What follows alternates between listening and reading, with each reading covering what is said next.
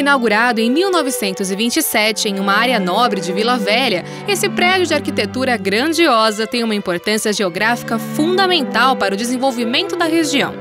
O porquê disso é o que vamos descobrir a partir de agora.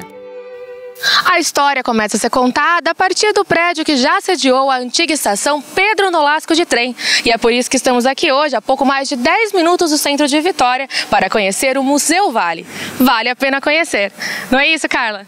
Certamente. Essa história é belíssima, de grande importância para o nosso estado, para o nosso país. O nosso museu, ele abriga a história da Estrada de Ferro Vitória-Minas, né, que liga os dois estados, o Espírito Santo a Minas Gerais. E hoje nós guardamos essa história com muito orgulho. Então, é a preservação da memória. Construída a partir do final do século XIX, a Estrada de Ferro Vitória-Minas nasceu com o objetivo de escoar a produção cafeeira do Vale do Rio Doce até o Espírito Santo.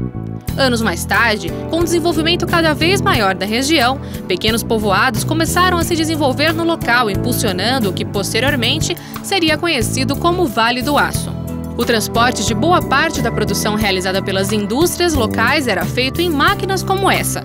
Olha ela aí, a Maria Fumaça, um símbolo de progresso e transformação industrial. Estamos no ponto principal do trem. Era a partir daqui que tudo funcionava e esse verdadeiro colosso ferroviário entrava em movimento. Aparentemente aqui era um trabalho bastante peculiar, né? Porque era bastante detalhe, tem as torneiras, tem medidores de pressão, né? Exatamente, porque o funcionamento dessa máquina é mais ou menos parecido com o da panela de pressão. É necessário colocar o fogo, né, para aquecer a água dentro dela, para que ela possa, com essa pressão, fazer com que funcionem os equipamentos dessa máquina. Então havia necessidade de monitorar essa pressão. O maquinista ia aqui sob pressão, porque, na verdade, esse lugar aquecia muito, né? Porque nós temos a fornalha, a boca da fornalha exatamente ao lado do maquinista. Então ele tinha uma grande responsabilidade, mas ao mesmo tempo ele passava um sufoco e tanto, porque devia ser um baita de um calor, muitas vezes sob o sol, né? Ah, certamente. A gente imagina e a gente preserva essa história com muito carinho por pensar o quanto era árduo esse trabalho, né? O quanto era complicado manusear uma máquina como essa, né? E a responsabilidade de guiá-la, de conduzir passageiros e também cargas durante todo o trajeto, né, da ferrovia. Então, assim, a gente guarda com muito carinho, exatamente por pensar no trabalho árduo que essas pessoas desempenhavam nessa época. Todo o trajeto era feito em ambientes como esse, um registro importante de um passado não tão distante, uma forma de preservação da memória para as próximas gerações. Chegamos ao segundo andar do museu, onde uma exposição multimídia traz aos visitantes boa parte da história construída ao longo desse período até os dias de hoje. Mas o que crianças, jovens e adultos procuram mesmo é a Sala da Maquete, que com seus 34 metros quadrados é considerada a maior maquete ferroviária do Brasil. De perto, ela lembra um grande autorama e a vontade de sair pilotando pelos trilhos é grande. A nossa maquete, ela mostra, né, desde a extração do minério de ferro em Itabira, Minas Gerais.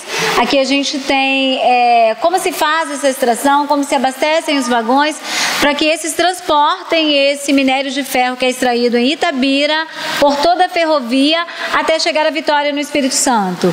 Mas desde a extração em Itabira, a gente também tem outros pontos específicos, como por exemplo a Usiminas, que é uma indústria siderúrgica, também mineira, né, que fica em Ipatinga, Minas Gerais, que também se beneficia da Estrada de Ferro Vitória-Minas.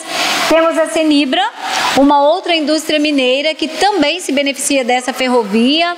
O Vale do Rio Doce, que deu origem ao nome da companhia, a Companhia Vale do Rio Doce, né?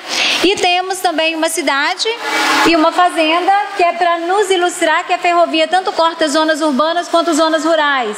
A Estrada de Ferro Vitória-Minas, em particular, ela corta muitas cidades, porque muitas cidades surgiram em prol da construção da ferrovia. Então a Companhia Vale tem todo um trabalho, né, de relação com as comunidades, a questão da sinalização, para que a ferrovia possa conviver de forma harmônica com essas cidades que vão crescendo às margens da ferrovia. E nós temos também aqui a representação do Complexo Industrial de Tubarão em Vitória, com o Porto de Tubarão, e como não poderia deixar de ser representado o prédio do Museu Vale ali no cantinho, né, ilustrando esse ponto, né, extremamente importante. Eu costumo brincar que o nosso prédio não é só uma edificação, ele é um grande baú. E dentro desse grande baú nós guardamos um grande tesouro, que é o tesouro dessa história, né, que é a história da Estrada de Ferro Vitória-Minas. Uma história rica à disposição de todos. Nesse tour pelo passado, encontramos peças de época usadas pelos trabalhadores da Estrada de Ferro, além de parte do maquinário. Tudo nessa grande sala de exposições, que atualmente serve como sala de aula e recebe diariamente mais de 200 alunos das redes pública e particular. Preservar o passado para construir o futuro. Os livros da biblioteca também ajudam a guardar um pouco do que foi construído aqui, como forma de garantir aos que virão mais tarde a manutenção da história. Esse é mesmo um passeio imperdível.